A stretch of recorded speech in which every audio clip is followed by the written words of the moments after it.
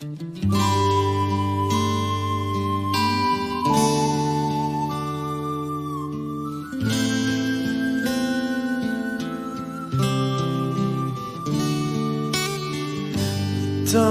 kilalau ilay fitiavako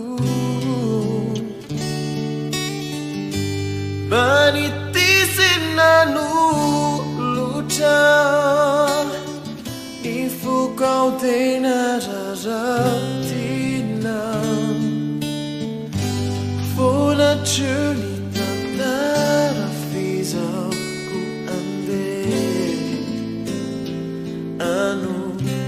na fiaina vaovao any andro aototo ilay odiko arikio ty ay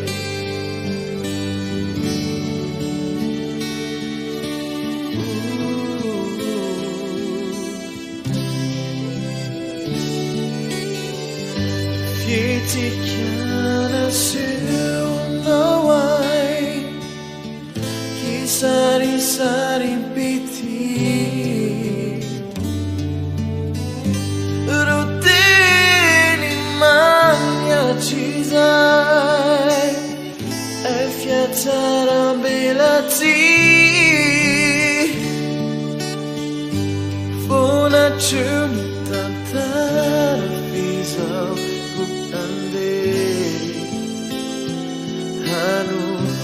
na fiaina vaovao any andro aototo ilay hoanjalako mandrakizay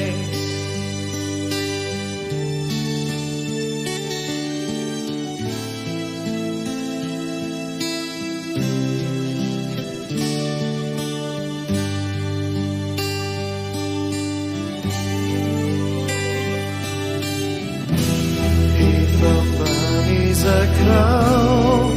inanume Nitsarindy Dizailananaku Efadutsita banao Zani fukting Timaninong na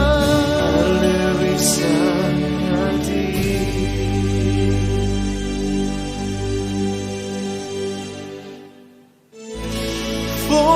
June tantara fizao ku ande hanu ring na fiaina vaovao any andro aototo ilay hoanjalako mandrakizay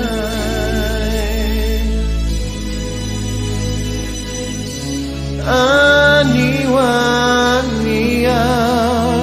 ai tilai tiai